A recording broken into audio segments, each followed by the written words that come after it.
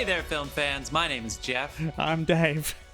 And I'm John. And welcome back to The Love of Cinema, a pod in which we challenge one another to discuss movies, both new and old, with a strictly positive, critical eye. That's right. We don't want any negative stuffiness from any of your other podcasts on this fucking podcast. No, sir. No, ma'am. No. Those of you who have yet to make up your mind. This is a podcast that is a drinking game where we drink if we say anything negative about a film. And one of these films today is really going to put us to the test. So stick around. So pour yourself a glass, especially you, Jeff, apparently. And let's give it up for the films we love and one that might need some love. All right, let's go ahead. We're talking about two films from 2020 that may come up in awards season.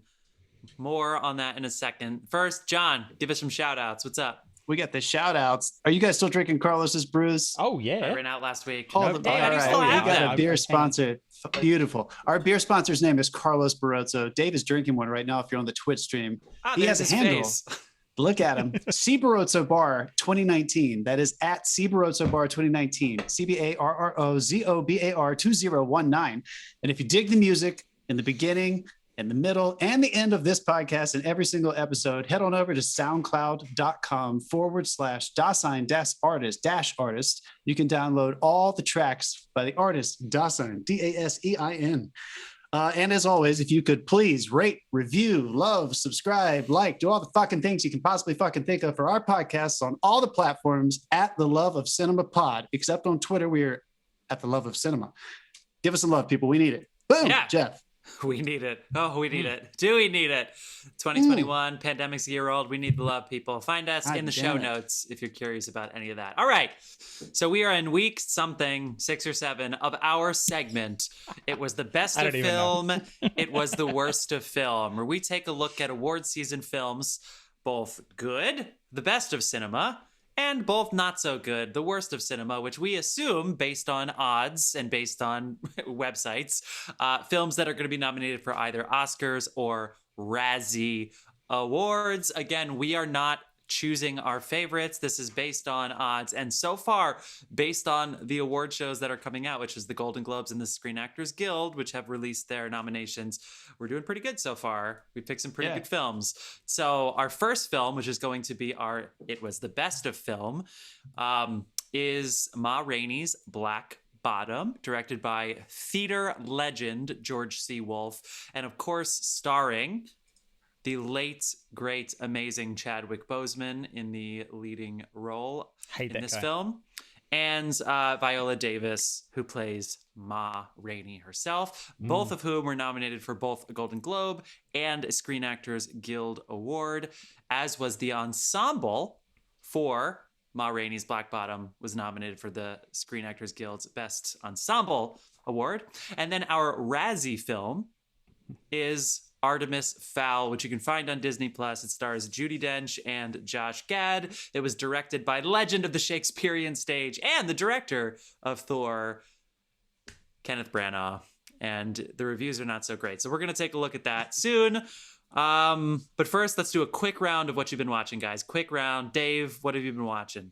Well, this week, I snuck a little streaming thing in because they premiered the new series Clarice, which is the follow-on series for Sons of the Lambs. I gave it a look. I'll tell you what. If anybody watched the Super Bowl, they pushed the fucking shit out of that show on the Super Bowl. And you know what? If all they had to do was get you to watch one episode, it is really good.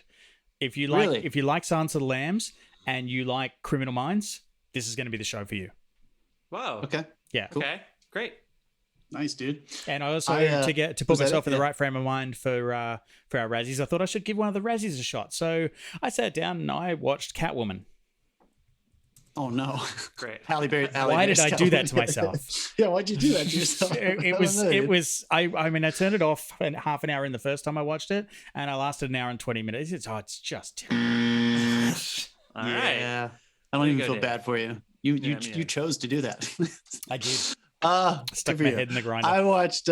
We talked about Sound of Metal last week, directed by Darius Martyr, and his co-conspirator Derek Chanfrance has a series that nobody talked about or watched called "I Know This Much Is True." It's that Mark Ruffalo series that was on HBO this past year. Yeah. So I gave the first 2 episodes a shot. It is a book adaptation, which is the first time he's adapted anything, and it feels like a book adaptation. So I'm not quite sure if I love it yet, but obviously the performance is very strong from Mark Ruffalo. It's good. It's probably worth watching. I'm going to keep going to 6 episodes. I watched the documentary feature on HBO Max that's out now called Fake Famous. If anybody saw that come up on their feed for recommendations, it's basically I think he's a Times reporter, and he takes 3 random, wannabe stars and I didn't mean that negatively, people who are unknown actor model people in LA, and they try to make them influencers. It's a social experiment, kind of interesting, gives a lot of commentary on modern day influencing, celebrity, fame. It's worth watching. It was interesting deconstruction of that, all that shit. Nice. I watched Jon Stewart's film that came out this past summer, Irresistible, that political comedy with Rose Byrne and Steve Carell. Not great, to be honest with you. It was okay. I feel like it was trying to do like kind of a Frank Capra thing. I wanted it to be better than it was, but it was harmless. And then Dave, in the honor of you, I watched Man of Steel, Batman versus Superman, and Justice League, which I regret because Zack Snyder's 4-hour cut of Justice League is coming soon. I didn't even know that. I saw the trailer for the pre-trailer for the trailer the other day. They're like, a new trailer's coming. And I'm like, why do you have a trailer for your trailer drop? Like that. This is why your film has to make its budget over again to pay for all this stupid marketing. Incidentally, I don't know whether you got the Facebook chat up, but my wife is obviously listening to the live record of this podcast right now and has commented that I'm making poor decisions when she's not around. I'm guessing that's in reference to Catwoman. Probably. Yep. So, Therese. Well, shout out, Dave. What'd you watch? In honor of our series, Catwoman was the situation where Halle Berry won both the Oscar and the Razzie in the same year, if I remember correctly, which has only happened one other time, which was Sandra Bullock. Not for Catwoman, just to clarify. Yeah. Wait, I thought she didn't win the Oscar for Catwoman. No. Correct. I believe was it her that accepted the Razzie with the Oscar in her other hand? No, because the Oscar's the next day. The Razzie's the night before. There was someone. So she won for Monster. Someone took their Oscar in. Wow.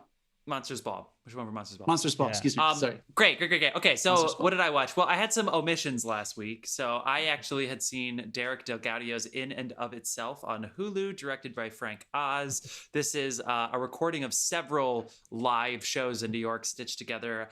The guy's an illusionist, so if you want to see some sleight of hand and if you want to see some mind tricks, it's really, really cool. David Blaine cries in it. He saw the show. Bill Gates was in the audience for one of the shows. So I highly recommend that on Hulu. That was a recommendation from the brother and sister-in-law and my friend Kev. Sweet. I got in the theater mindset. We'll talk more about theater soon with our first film. Yep. So I also saw What the Constitution Means to Me. That was my workout film. And then this week, my film that I watched was The Little Things, which John had seen the week before. That, of course, is Denzel Washington, trying to find the time to see that. Rami Malek, and Jared Leto. It's the most fine, like basic fine film I've ever seen. Like it is so not bad and so not good in the most fine way imaginable. I can't describe it any more than that. You can exactly. I'm not even sure if we should or not. Yeah, that's how everybody feels about it. There's not a moment in this movie where I was like, yeah.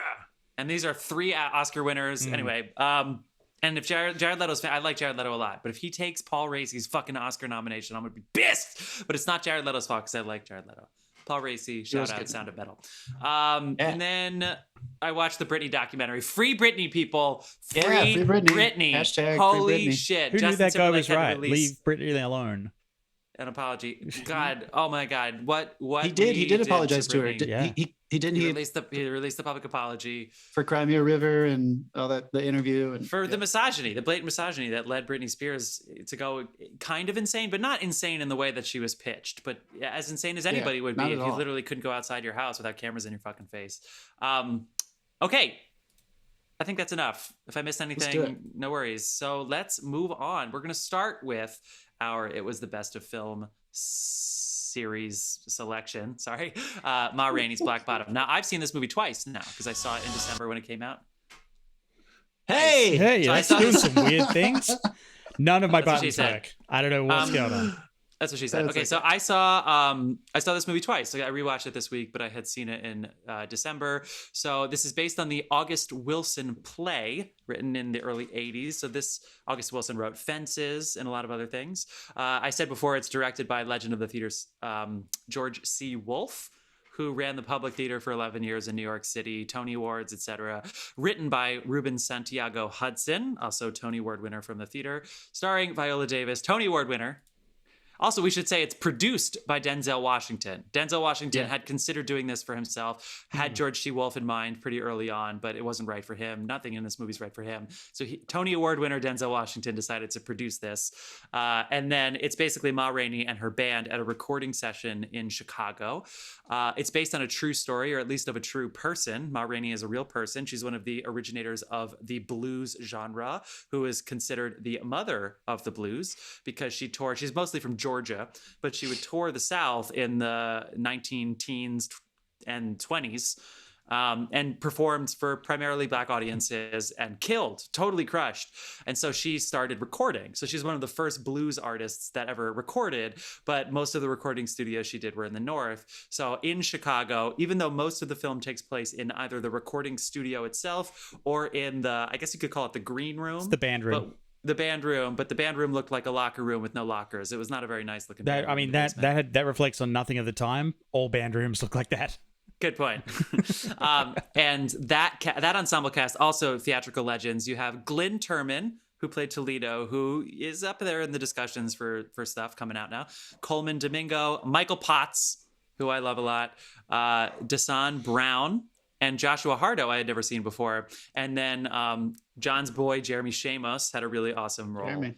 Yeah. And Johnny Coyne. If you don't know these people, they are that guy actors. You would see them and you would recognize them. So anyway, long story short, it's an hour and a half. It's based on a play, so it's kind of filmed like a play, starring and directed by and written by theatrical people. And it's up for Golden Globes and SAG Awards. And it's basically just about the bands, their struggle recording Ma in the 1920s during the flapper era, right before the big crash. So who wants to take it from there? When was the last time you guys watched Jeff, you mentioned it in your intro, so I guess you were the most recent, but last time we watched a play adaptation, I told you guys I watched Frost Nixon several weeks ago after we talked about something. I was wanting some more political stuff, so I watched that. I had forgotten this was an August Wilson play, so I think my recommendation for audiences out there, if you're going to give this a shot, you do have to switch gears when you're watching a play adaptation.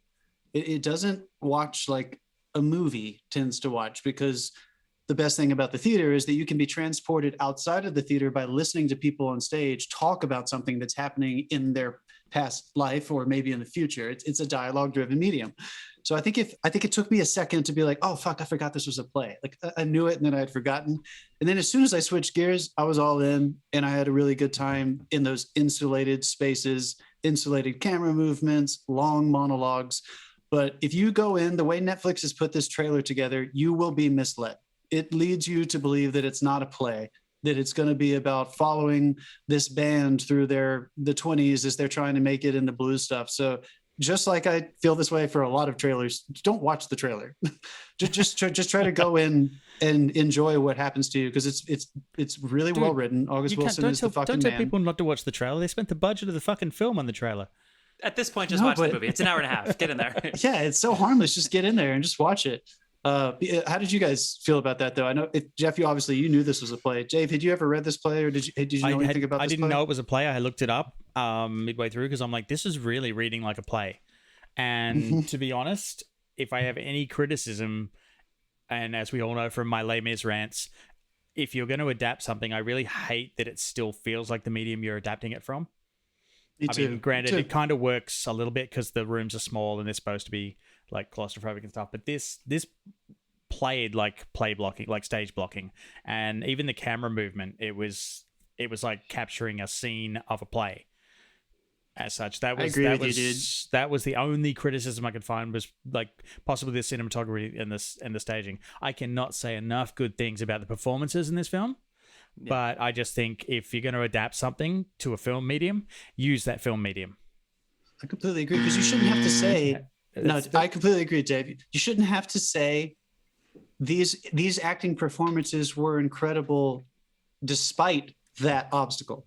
as an audience member. Like, there are so many awesome stories that get told by every character. Basically, there's like everyone gets to unload at some point with a massive monologue or a back and forth dialogue scene. And you're in the medium of film. And I'm not saying we should take like a cliche route and like go with a voiceover and cut away and show it to us happening. But there is probably a more interesting way to show us the story as opposed to just parking a camera in front of an actor and letting them give a monologue. And I did feel like after the third or fourth time that happened, I got that feeling that Jeff and I have talked about this before. And you said it beautifully, Dave. That's not this medium. If you're going to adapt into a medium, we're about to talk after this movie about a book adaptation. And I kind of complained about the I Know This Much Is True adaptation. There is a way to adapt. We have seen really good adaptations, and as moved as I was by what was happening to the characters in this story, I do feel like the adaptation held back the potential of this story. I think it could have been told in a more interesting way.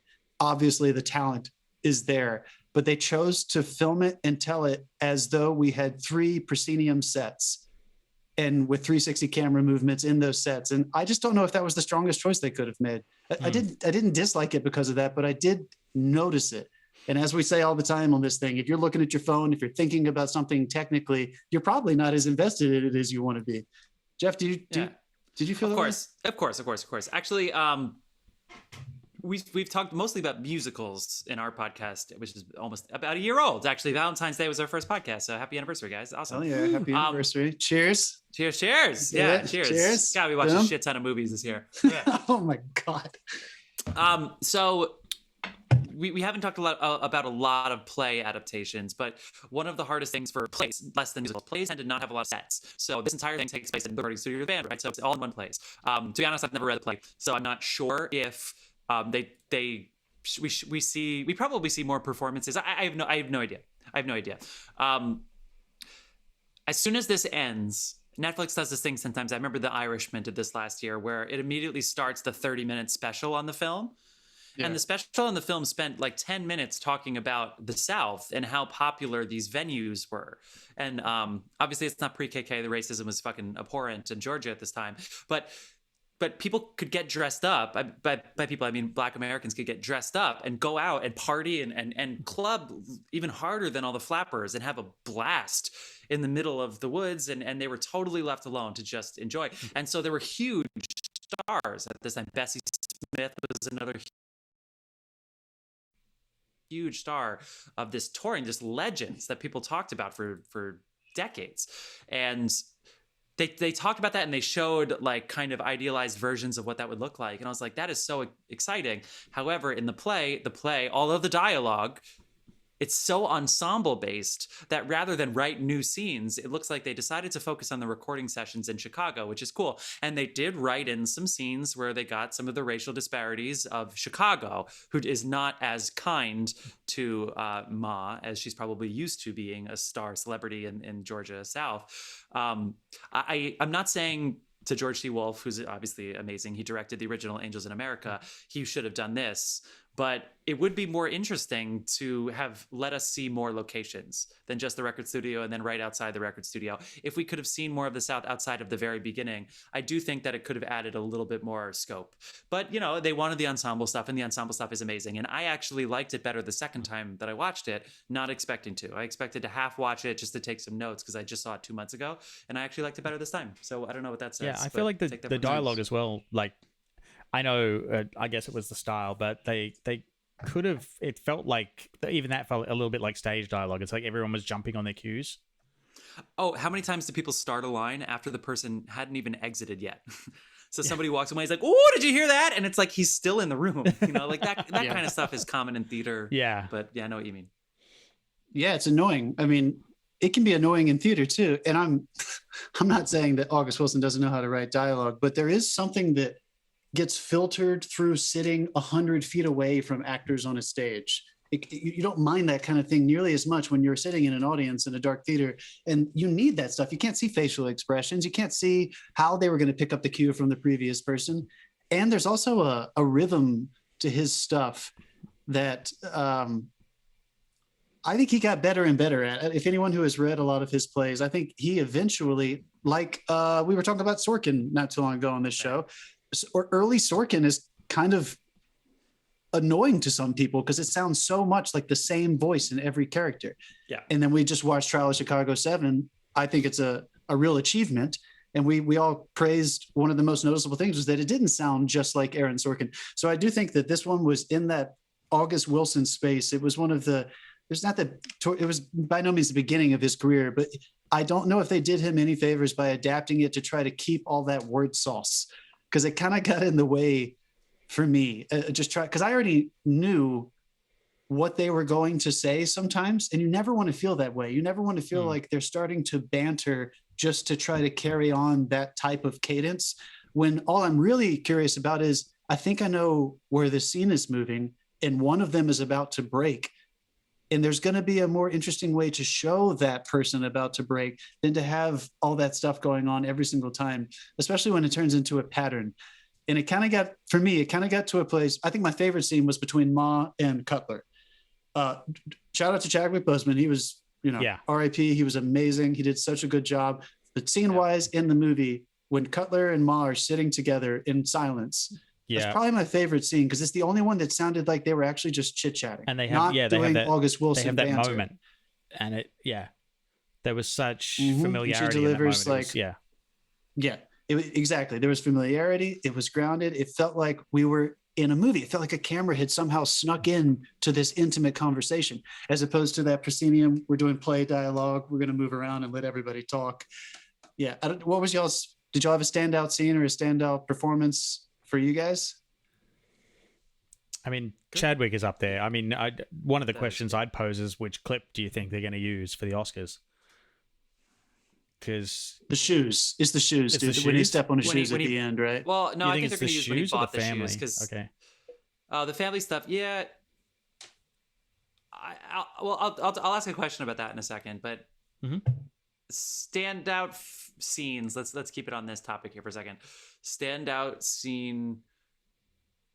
I love Viola Davis, and I liked her more the second time because she's a tough hang. Ma's a tough cookie that is tired of bullshit. She's tired of people bullshitting her whole life, and she has the power here, and she's gonna fucking wield it. And it takes a second. She is non-existent in that role too. She completely disappears. Yeah. Viola's like immersed. Yeah. It's also crazy that she actually had more screen time in Fences than she does in this, but this is just one of those leading performances. She's 26 minutes she's on screen? But she just is a towering force over the whole film. So she is, I think, as of now, the odds-on favorite for the Oscar. That doesn't matter. Anything could happen. But like, it's just that towering presence that she doesn't need the fat suit to get. Like, also, to spin off of what I was saying, again, everyone in this movie, and I'm sure in the cast productions of these plays, knows how to handle his dialogue. But I think she was the best at it for me. When she builds in her massive monologue in that scene I was talking about to the nail in the coffin line, they don't care about me. All they want is my voice. Yeah. She understands how to be, and I mean this as respectful as possible, writer proof. The way she speaks the dialogue, she never gets lost in August Wilson's cadence. It always felt like every line was discovered. So that when she finally gets to that, it landed and it felt original, like she had discovered it in that moment. And when you read that, I went and read that monologue, it reads like, okay, there's a trap here. A lesser actor would have found this rhythm and would have built to that and maybe would have screamed it at the very end. She discovered every fucking moment. Not it felt once fresh. When she was on screen did I feel like this is a play adaptation. It was exactly. The ensemble I felt like everyone else was in a play adaptation and she was just walking in. Ma Rainey actually walked into this movie and just like, I'm in the play now. That's funny. Really touching. So another thing that happens in plays a lot, not musicals, plays that is in this is monologues. Now monologues are great, right? We love monologues. They're like arias in opera. It's usually the money stuff. It's the meat and the potatoes. You usually get a full story plus some emotion. So every character in here gets monologues. John just mentioned you just mentioned Ma Rainey's big monologue. Chadwick kind of gets a couple, but he has one big one, obviously. So definitely I would love to know from a filmmaking perspective, the performances are all great. But the best part about it in theater is that usually you don't know a monologue has started until you're halfway through the monologue and you're like, oh shit, we're monologuing, because it just comes out of dialogue. But with film, the camera usually starts to hold steady and you're like, okay, here comes a monologue. Did that Did that do anything for you? Did you notice it? Did you go, okay, here comes a monologue? Were you happy because you loved the performances? Like, how did that treatment affect you guys? I feel like I was being manipulated, to be honest with you. I feel like it was. But some were more successful than others, but generally speaking. Yeah. Right. So again, that Dave, yeah, you could. What do you think, dude? Cinematographer Dave Green. Again, I would have. I mean, there was nothing wrong with anything that was shot. If anything, there would have been more cutaways just to break up the fact that it was a monologue, just to show reactions to what he's saying, not just him speaking. And like reaction shots are essential. Yes. And they were so good at this. And where were they were so, the behavior was through the roof with those guys. They were fucking sitting in the same room with him in costume, and they listening and responding. They rehearsed too. So like weeks of just living together. Exactly. What gold did they miss? Michael Caine's acting for film. He has this one little bit where he talks about, I was going to do this movie. It's a two-hander. And everyone kept saying, why do you want to do this? You have so little dialogue. And he talked about, look, they're going to have the camera on me the whole time because I'm going to be reacting to this woman monologuing through the entire fucking show. And this movie, again, it was fine. It didn't make me dislike it, but I do think there were a lot of missed opportunities to cut away to reaction shots or starting a little bit wide. Because I think one thing that happens to you naturally, when Jeff said it perfectly, you don't really realize somebody's monologuing until they're like halfway through it. What you do naturally with your gaze, at least I do, when I'm sitting in a theater, proscenium stage, you're kind of taking everything in, and then you're realizing that somebody is talking nonstop, and then you slowly kind of find yourself being sucked in by their monologue. This film, every time somebody started with the monologue, I kept waiting to be like, at least start wide at some point and then go in slowly. I mean, like they kept being like, boom, close up. It doesn't even need to be facial reactions. You can put the side of someone's head, just dirty up that frame a little to show that they are watching. Like it's not even, they don't even need a reaction. It's just like make them present in the scene. Otherwise it just becomes all about him, which I'm sure that's what they were going for. But I mean, again, that's force feeding the monologue. It's like, you notice the medium when they do that, don't you? Like, I'm really curious if it was an editing thing. I'm curious if they were like sitting in the editing room and they were saying, look, Chadwick's so good, I think we should just hold on him. And I wonder if there are a lot of really wonderful cutaway reaction moments. That monologue that he gives that we're talking about, folks, is a big, like, his backstory of how his relationship to white people and this terrible, tragic thing that happened to him and his family when he was young. And that all of the men in that room have a similar stories probably, and we never got to share it with them, which I thought if it was a play, that is exactly what would happen. You would be watching the other actors and you would be like, oh my God, they have all lived this experience. And instead they kind of made it all about Chadwick. And I think it didn't do Chadwick any favors because it kind of made him have to, quote, act constantly. I've seen this movie twice and I liked it better the second time, but I have to agree with you because it starts to feel like therapy. It feels like a character giving himself his own therapy and telling you his justification for everything, which I know myself in real life, I'm way too stubborn to ever do that. So like, it's funny when characters in plays, but now here in movies, are self-diagnosing themselves. And it's like, you think I'm this person, but I'm actually this because of this. And it's like, there's a rule in film, which is show, don't tell, which obviously gets broken a lot, but there's just a lot of telling. And so it's tricky. Whereas the other characters' monologues were just stories. And then you have to like, they are careful with how they spoon out the point. Whereas this was, which is powerful. I'm not saying it's not powerful, obviously. And it's a situation that I couldn't even possibly put myself anywhere near. But it's just like, it still just feels like he's justifying his behavior through self-therapy, and it just felt a little tricky. Yeah, but go see this film, guys. This is a good absolutely movie. Yeah, this is give it a watch. Like one thing I will point out though, like Viola Davis was so fucking good at the performance element of it. I had to look up whether she was actually singing those songs. Oh, nice. Yeah, like just technically the lip sync, she nailed it, dude. Yeah, like it is 100%. Like it's almost like she heard the track and knew exactly what to do with her face. Like, because I've worked with a lot of singers. I mix sound for theater a lot, and I like. People do certain things with their face when they're hitting certain notes or when they're doing like certain aspects of performance, and she nailed them all.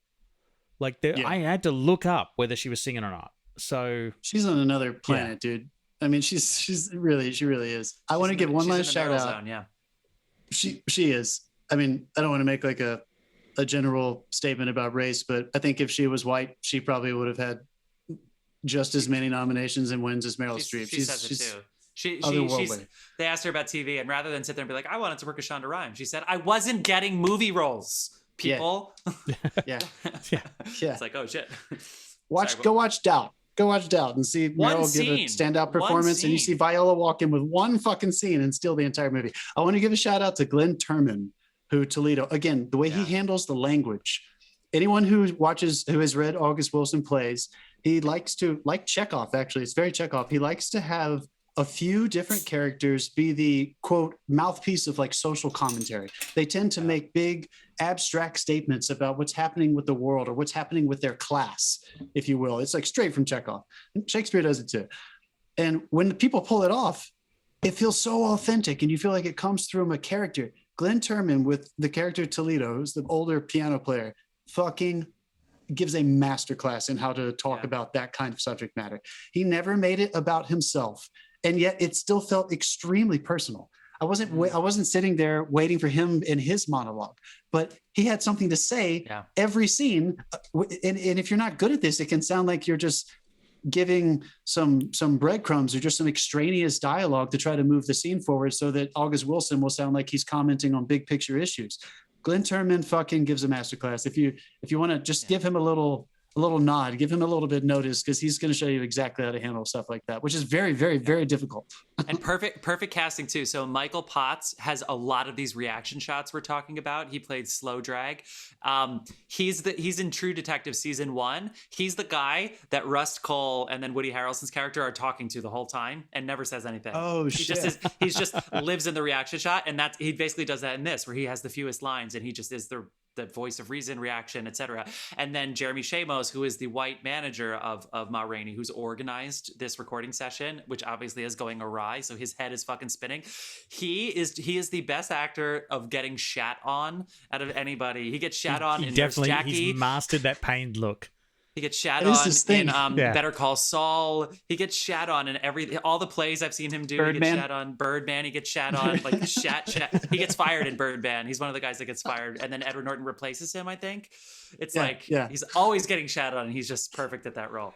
When Ma's yelling at him to like get a Coke or something, and he just isn't moving, and she just starts just like go leave, and he's like okay. That one moment when the kid Sylvester, is it? Gets like no one's expecting it, and he gets the speech right. Mm-hmm. There was this they did that so well. There was this tiny little internal fist bump. It's like for sure that did land. Yeah. All right. Anything else, guys? Anything else you want to talk about? This was a good movie. It's an hour and a half on Netflix. Yeah, it is good. I still think you should definitely watch this. Not many people get to see acting like this. You're going to see a style of acting that you don't usually get to see. And there's a lot of really good talent. And obviously, all black cast. You want to support this and you want to learn something. And I promise you will learn something if you watch this. Regardless of anything, this is worth a watch. Like, we really had to find, deep to find stuff to pick at it for. It's a great film. A lot of it's the play stuff. Forgive the play stuff. Please do that. I don't know why we're so stuffy about it, but forgive the play stuff, and then it's a completely different experience. Yes. All right. Well, people. Let's see what happens when I push this button. Oh, we're back. It works. Good. Get the fuck out of here. All right. So we're going to go ahead and take a quick break, people, and then we are going to be back to talk about Artemis Fowl. We will see you soon.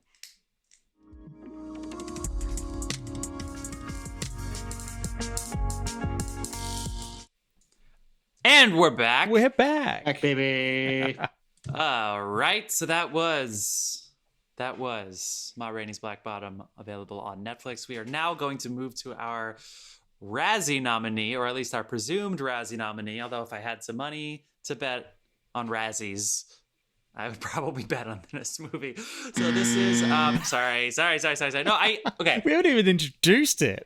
No, I did not hate this movie as much as I could have. Okay, so this is Artemis Fowl, Disney Plus. It has a 4.2 on IMDb. It has a 31 out of 100 on Metacritic, and it has a 8% on Rotten Tomatoes. That is an 8.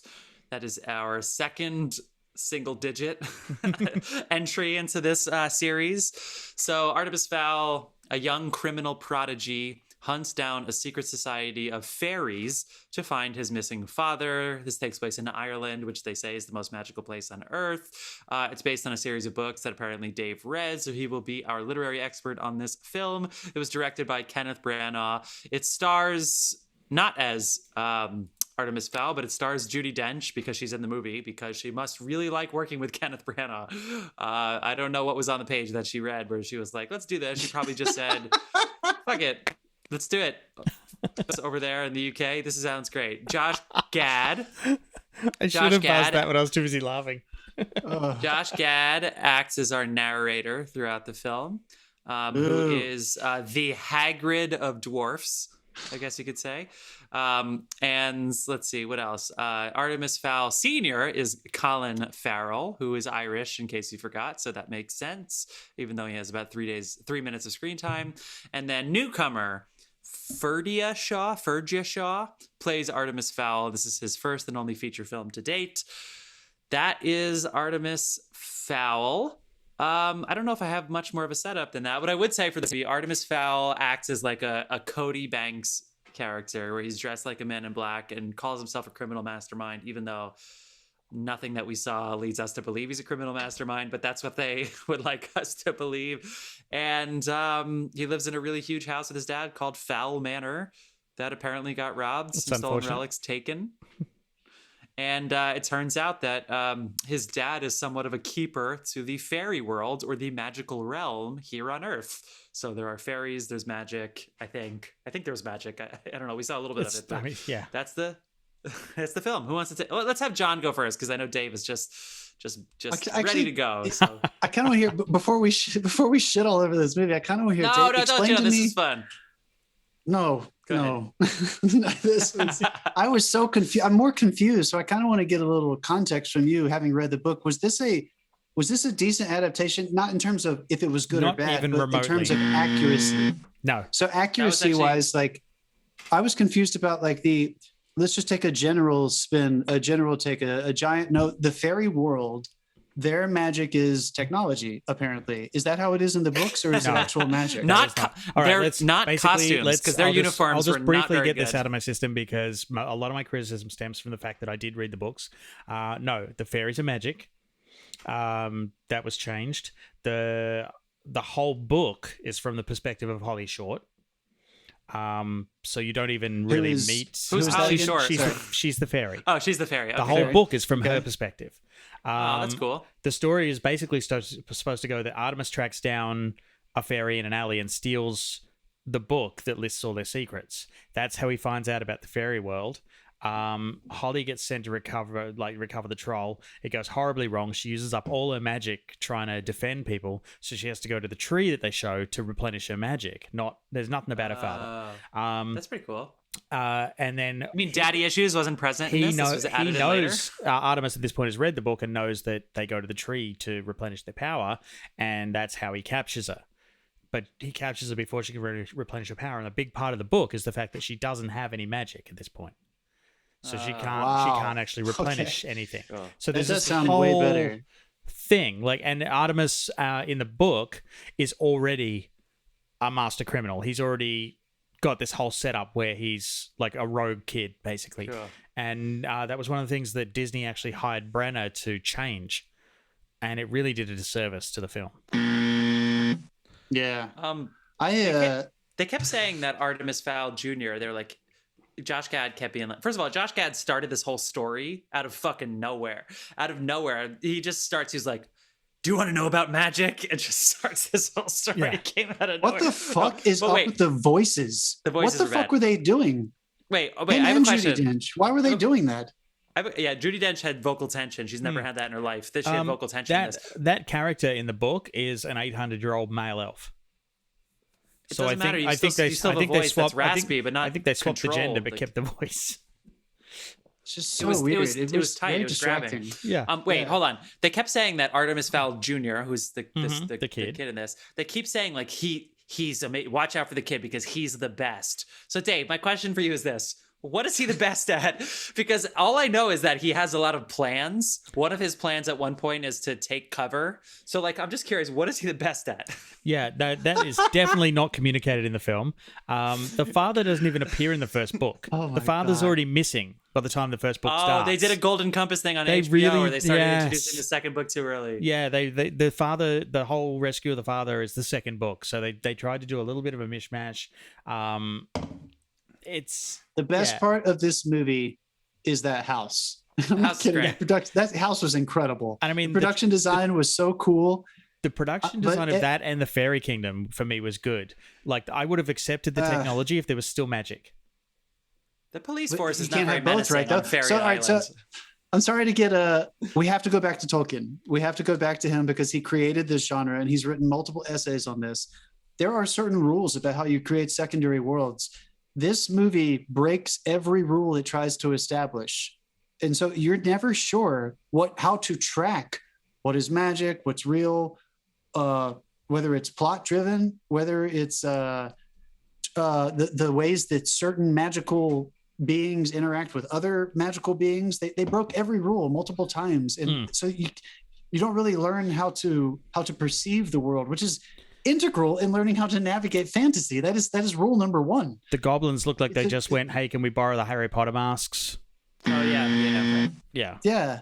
They do have a bat cave though, so that's pretty cool. Out of nowhere, they just have the hallway is actually a bat cave. That was pretty interesting. Dude, Josh Gad, this was awful.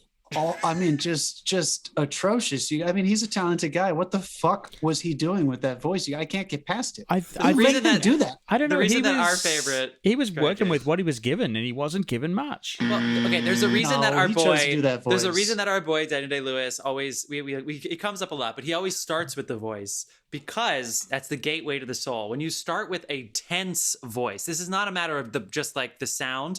Like he's basically honestly he talks like the Batman from the College Humor sketches, where he's like, yeah. You saw me in the Batcave. We totally did it. And he's like really like he's grabbing at his throat. That is restriction. That's tension. And it's forced. He did it himself. So if he didn't do that, he would have so much more depth, so much more to go. But it was this put on-ness that held back the whole performance. John, do you agree with that? Absolutely. I mean, and I'm so sad to say this, but it interrupted Judy Dench's performance as well. I've never felt that way about her. I've never seen her try to manipulate herself for the sake of characterization. She's too good for that. And it's almost like Kenneth Branagh directed them to do something like that. They even had a line that commented on it.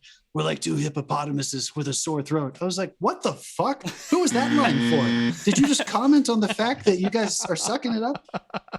Dave, talk to me about the CGI of the centaur, because it definitely looked like they cut to a human really close using his arms a lot, and then they cut away, and it didn't look real anymore. He made me laugh quite a bit. I buzzed you when because he you're hit the go button. Talk to me about the CGI of the centaur.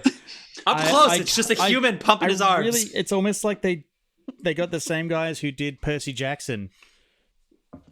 It does. It feels like, and Spy Kids. It feels like it's all the same. It has a Spy Kids feel, yeah. Also, they introduced Artemis Fowl Jr. like he was room. Tom Riddle. Like he was Tom Riddle at first. I was like, oh, this kid's spooky. But he can surf really well. He's a really good surfer. I'll tell you what, though. A highlight of the film for me was the actress they cast as Holly Short, the fairy. Yeah, she was great. Yeah, she was great. She was. And I feel really bad for her because if they'd done this right, this could have been a franchise where she is a fucking major character. Yeah.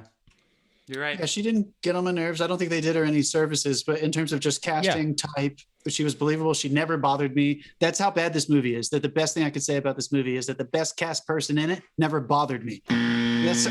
Yeah. I mean, honestly, I was thinking the whole time I was watching this, I guess I should put it out there that I don't like those kinds of movies where kids already know everything. I think the best kids stories are when kids, it's usually grounded in a little bit more realism, and it's kids going against the world of adults to figure out what they think they might already know or what they have to figure out because the obstacles are so insane that the world of adults doesn't take it seriously.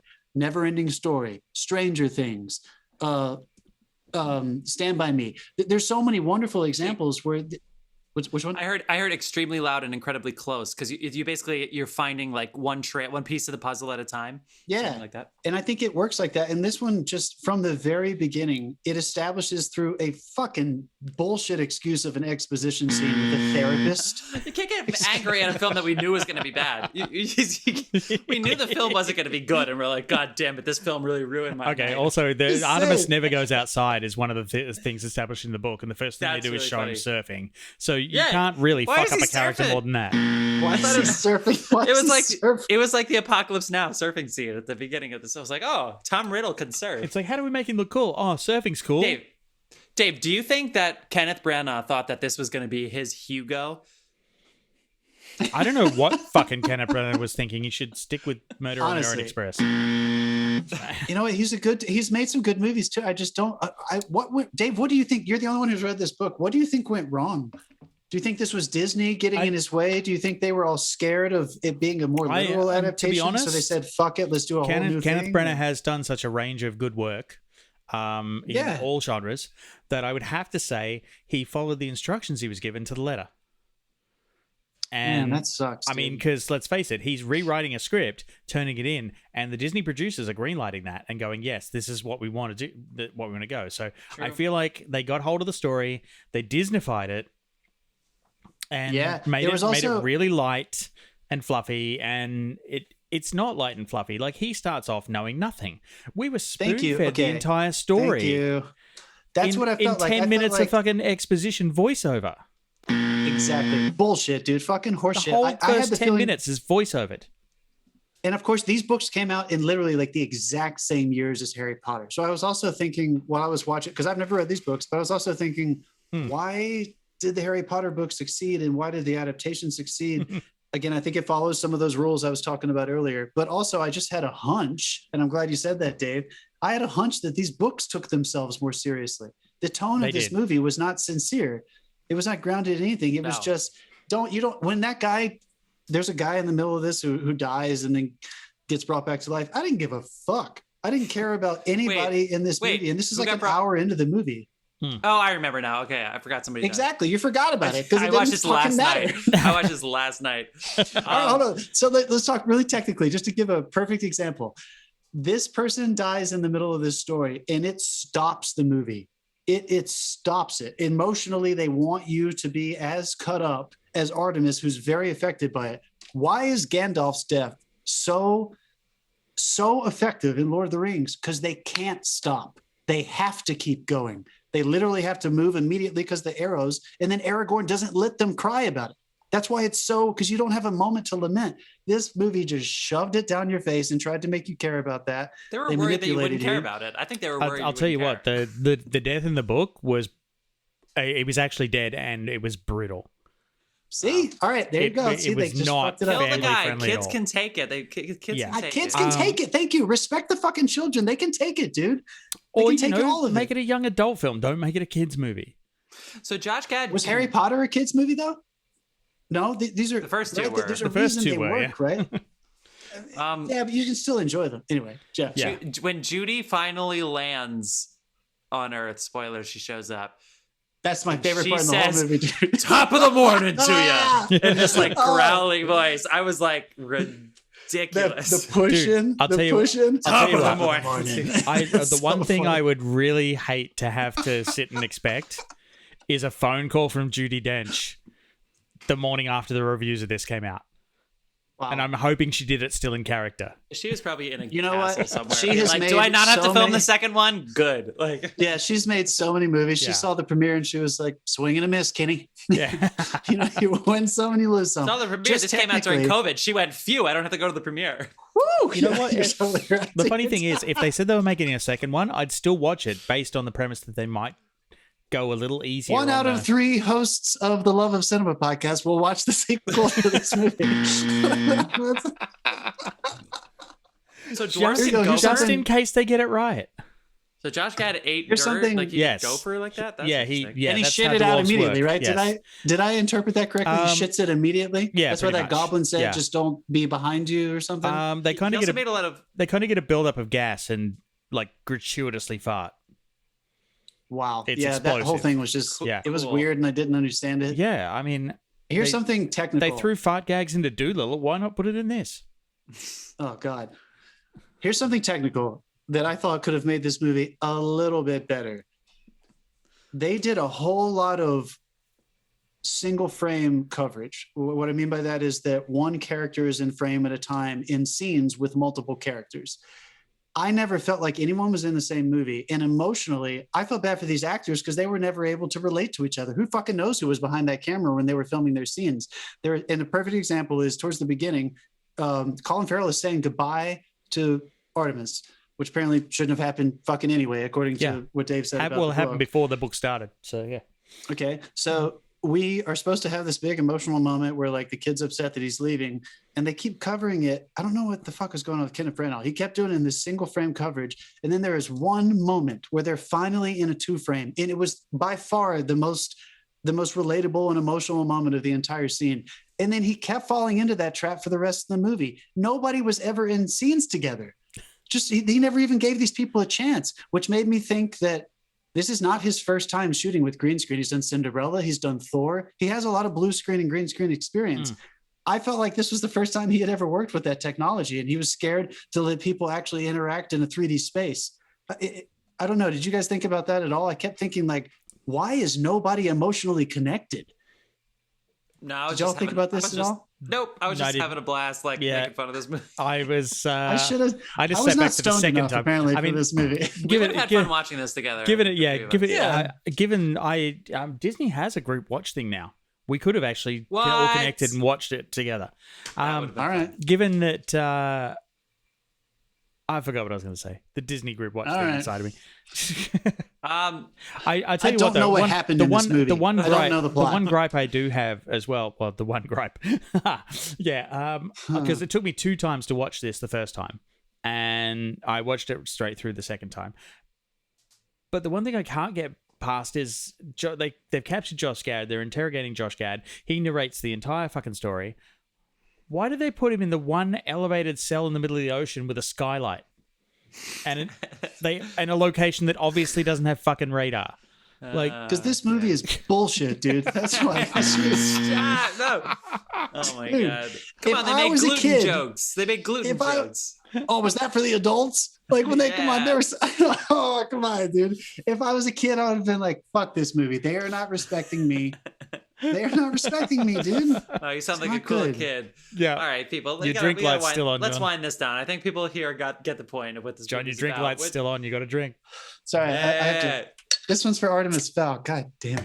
We got to open up a new one at the end of the podcast. Yeah. Jesus. You're like that doctor in Houston that had to get rid of that vial and got fired of the COVID vaccine. Okay, people, that is it. Commentary. Topical. Guys, that is Artemis Fowl and Disney Plus. Okay, somebody look up next week while I vamp here till the end. So I've got it. We actually talked about perhaps changing this because we have one of the New Mutants is on this list, but this is the 7th week we're coming into. We are going to be doing George Clooney's Midnight Sky. It's available on Netflix. Seen it. Great. Yep. Jeff's already seen it. And the Razzie possible nomination is New Mutants. And I think that's still available for rent. So stay tuned. We might change that. Yeah, movie. that's I'm not sure. New Mutants kind of they're milking that. Hey, let's charge people $20 at home to watch it. It's been like that since I think October last year or November last year, and they've never ever taken it down or changed it. So I don't know. I gave them $20 of my money. Yeah, New Mutants. Dave already did. Wow. Yeah, Dave already watched it. All right. What's the following week? Yeah, I was going to say if we decide to bump it, we're going to bump it for Disney's Mulan, the live action one that came out this summer. That'll be our potential Razzie film. So everybody at home, watch both just in case. Yeah. All right? And then watch 2 shit films. Pay $20 for one just in case we do it. All right. So no, New Mutants is not as shit as they made out. And we have new movies coming out, which is really exciting. But okay, Midnight Sky with George Clooney, which is getting a lot of buzz, mostly in the technical department. Yeah, I'm looking forward to seeing that. Yeah, shout out to Judas and the Black Messiah dropped Friday night, 2 nights ago, last night on HBO Max. Cannot wait to see that movie. And One Night Miami, something else came out last night too, right? No. One Night Miami might be out. Yeah. Nomadland comes out next Friday, the 19th. Fuck yes. So excited. There are people on that. I'll be watching Minari. What's that next community weekend? app? There are people on that talking about it already. Shit. I'm not sure. Yeah. All right, people. Well, things. Yeah. Lots to talk about, but let's wait till next week. We'll see you soon. Thank you, film fans. Take it easy.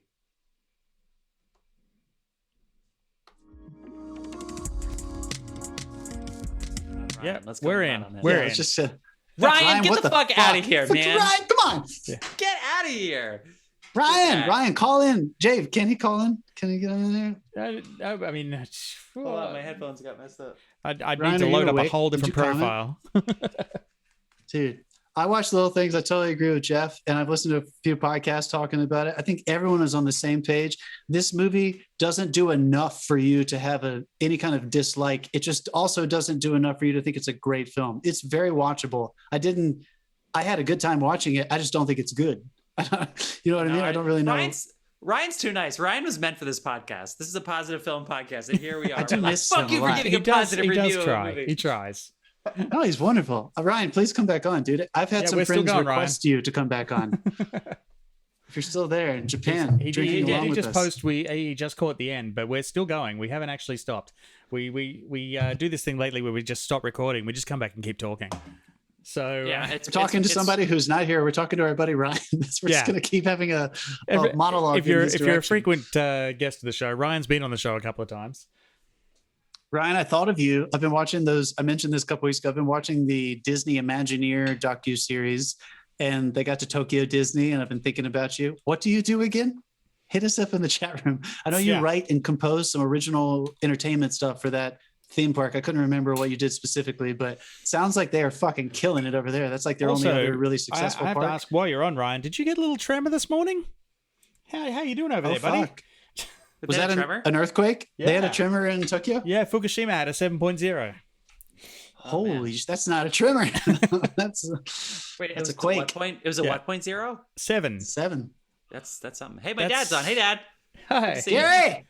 Is he on the treadmill? Oh, that was loud. Hey, I just want to bring it up while we're sitting here. The Newsweek this week released the top 25 films of the last 50 years. I would like to bring this up and just go through it and be horrified. Let me go through it too with you. I know that There Will Be Blood is one of those weird consensus movies that comes up on every list. So I know that that's going to be near the top. 50 is a long time though, because that includes the 70s. 50 years, yeah. So you're talking Godfather will be in there, and let's and Taxi Driver. Let's go through it. So we're on. Hang on, let me just pull it over. Yeah, I'm looking it up right now as well. Interesting. How are they rating this? I can't quite tell. Are they starting from 25? They're starting from 25 at the bottom. The Godfather is 25? No, at the bottom. The Godfather is 1. Spoiler alert. Yeah. Okay. Sorry, damn it. Big fucking surprise. We're very original Newsweek. Way to really. And discussion's over. Hit it, Dave. Hit it. Okay, so I Am Not Your Negro was number 25. That documentary is incredible. You guys should watch that if you've never seen it. Everyone should watch that. That's James Baldwin, dude. Wow. Yeah. That was 7.1, Ryan. Jeez. Come on. Yeah. Okay. 24? 24. Portrait of a Lady on Fire, one of our favorites. Give it up, dude. We know what we're talking about on this podcast. That movie is top 25. We liked it before it was cool. Dave is the visuals ready to go. I didn't know this. That's awesome. Oh, you saw that? Yeah. Is it on Twitch too? Let me get on. Yeah, it's on Twitch. I'm going. Yeah, you're about 5 or 6 seconds behind if you're on Twitch. But yeah, Okay. there's so if no one in the Twitch chat's weighed in, feel free to we're going to discuss whether or not this is they deserve a place in this. This one definitely does. Sweet. I personally would put this a little higher. Me too. Social Network 23. Dave, would you put that one higher? I would not. maybe you could finish it one day and let us know what you think about it. Maybe. Maybe I could. Maybe I won't. I don't know. It's All right. all right. Oh, there we go. You know what's coming next? Toy Story. I know it's coming. I knew it. I knew that Toy Story was going. So good. That was 22? Yeah. I'm going to lose count Nice. about midway through this, so thank you for prompting me.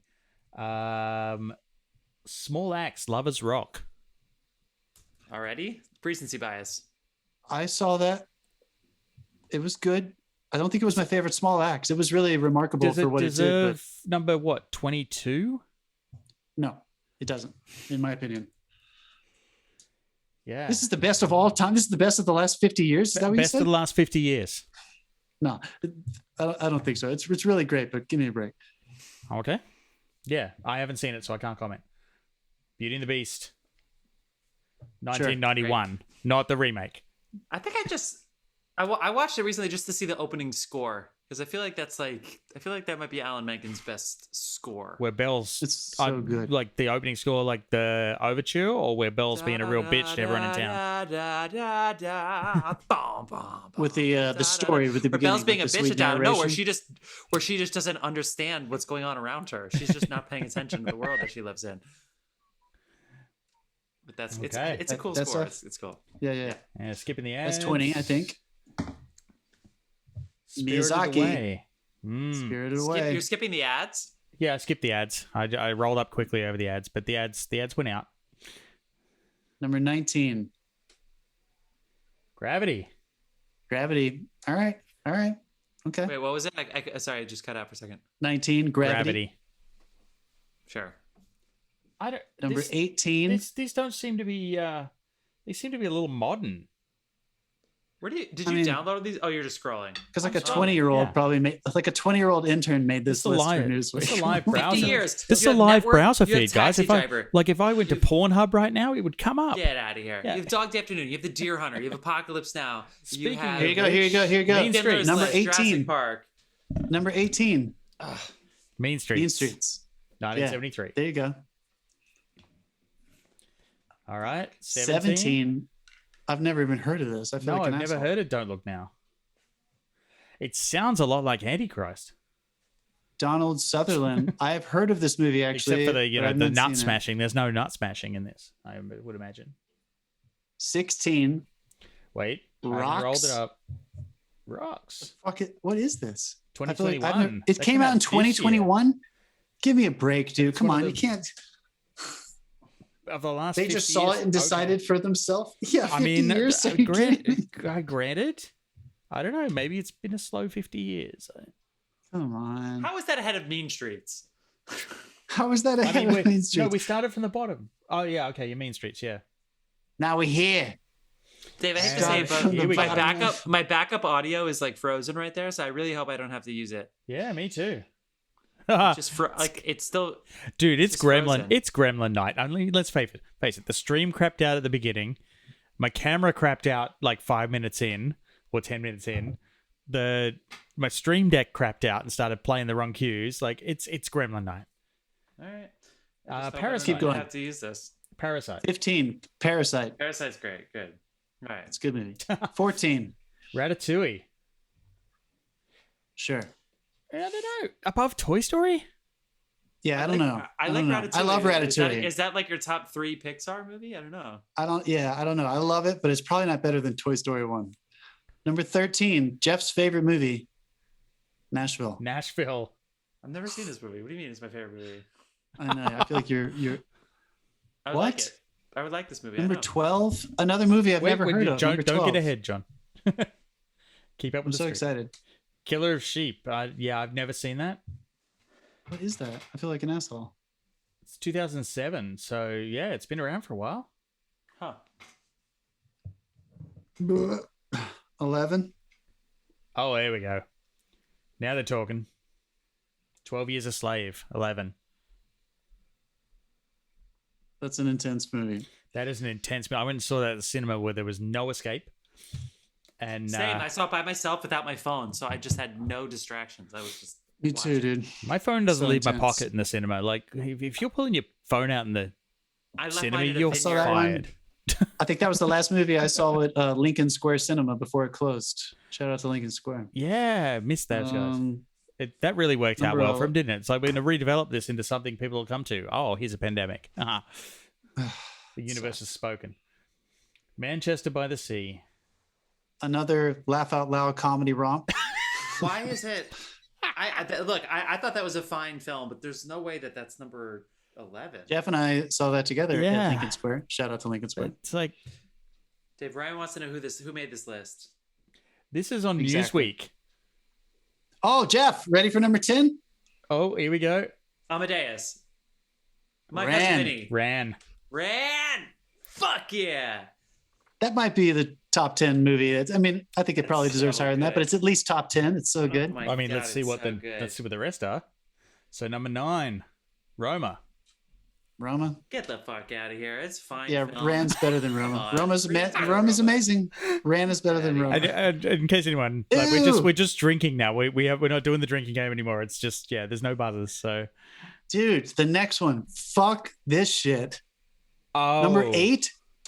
American Graffiti. I don't know. No. In circles that aren't you, that is a highly respected film. Come on, dude. That is not a better movie than 8 of the movies we have listed so far, at least. Give me a break. Above Mean Streets? American Graffiti? Oh, the next one is just George absolute Lucas shite. knows. George Lucas knows it's not better than American. Come on. I mean, All right, here we Star go. Wars has to be Yeah, there we go. He saw him. Number 7. My Left Foot. My Left Foot. Oh, interesting. And even before you start, Interesting. John. Daniel Day-Lewis's Transcension. What is Just made up a word. I should have left the music running. Co-op when I left the theater. Unbelievable. Daniel Day-Lewis fans, give it Ryan, up. I Number agree. There are 6. some strange choices in this. There are some strange choices. This Hoop Dreams. What? Hoop Dreams. Yeah. Great film. Hoop but- Dreams is it's streaming on the Criterion right now, and I still have never seen that movie. I have know it's not supposed to seen be it like either, so I can't. the documentary that like made documentaries popular. Yes. True. So I It do made- think we should watch it. Yeah. Okay. 1994. It came out so much longer ago than I Oh. realized too. Now we're talking. Number 5. Pan's Labyrinth. Hey yo. How is this number 5 Again- in the last 50 Again, years? yeah. I love Pan's Labyrinth. It's Star not Wars, better than Ran. Raiders. We're only at number 5, Jeff. They could be 4, 3, and 2. Jurassic Park. Taxi Driver. Network. Okay, we're not going to Jeff, fit all those. you're- Jeff, you're not going to agree with the next one for sure. Number 4, best film of the last 50 years. La La Land.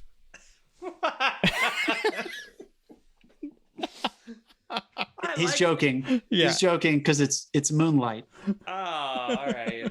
It's not. It's the best. not. It's Give not me in a the top break. four. Ready? It's a nice, sweet film. It's not. In the top I think four. we got off by the way too. I think we're on number 2 now. I think we skipped. I may have skipped a few. It was my fault when I was counting down. Boyhood, There's I only 2 cannot left. back them on this. I cannot back Number them on Boyhood. 2, Boyhood. Get rid of this list. So there we was not even on the list. I mean, No, that's, neither Boyhood is is- Taxi Driver. that's why I brought up this list. I knew it was going to make you furious. Network. And number Yes, 1 Network's is The not on this Godfather. list. What the? Schindler's Number 1 is List. The Godfather. What Jurassic bullshit Park, is that? Lord of the Rings. Yeah. Departed. What are they like? Good, like a great Okay, films, who wrote consensus this? great Let's films. find out. Fargo. We're going to the No bottom. We'll find out who wrote Tarantino. this. No No Coen Tarantinos, brothers. no Only Pulp one. Fiction. No Paul Thomas Anderson. What's happening? Yeah. No Boogie Nights. Another- Paddington 2. Ryan's asking. Shut the fuck up. Get the fuck out. I mean, I know Paddington 2 was an absolute fucking classic, but best of the last 50 years? Okay, maybe. Hang on. John's Let's just see. cussing us out under his breath here. He's like, he's fucking. It's just under this his whole fucking list is just fucking making list. me upset. Dave, I hope my I just audio don't works out. understand 'cause how I they don't know write. what- I Oh, don't know look at the exact- comments. Where do we get to the comments here? Okay, yeah, read some of the comments. Some of the greatest movies of all time left off this list for Pixar movies? Come on. There's some seriously mediocre movies here. This list is a Somebody's joke. just fucking masturbating to Disney at home. This list is a joke. 50 years of film, this is what you get. Mean Streets isn't even Scorsese's best film. It's true. Where's it? Where do I find out who wrote this? So that we can find them. Nobody wanted to put their name on this list. It was They were no, like, it was "I'm not putting my name Emma on." Nolan. Emma Nolan wrote it at Newsweek. So don't come to us. Oh, so this is just one person? This is one person picked their best movies. So sure, This person sucks. we pick. You can't say that, Jeff. What do you mean I can't say that? We have a podcast where we say shitty things all the time. I can say that. Okay, fine. My dad's not even Come on, in Emma. the Facebook thing anymore. He left right away. That was fun, you guys. That was All fun. right. That I'm was gonna fun. go urinate. I had to be a little bit. I I did the didn't keep you smoothies, guys man. for very, very long. Dave, thank you so much. See Ryan's comment: best 50 films from a guy who only has Netflix. Nice. That's so good. It was a girl, you Oh, sexist well bastard. done. That's so good, dude. That's so good. All right, All right, guys, that was All so right, much we're fun. gonna Ryan, wrap it good up. morning. Good morning, Ryan. Good morning, Ryan. Have a good day, Ryan.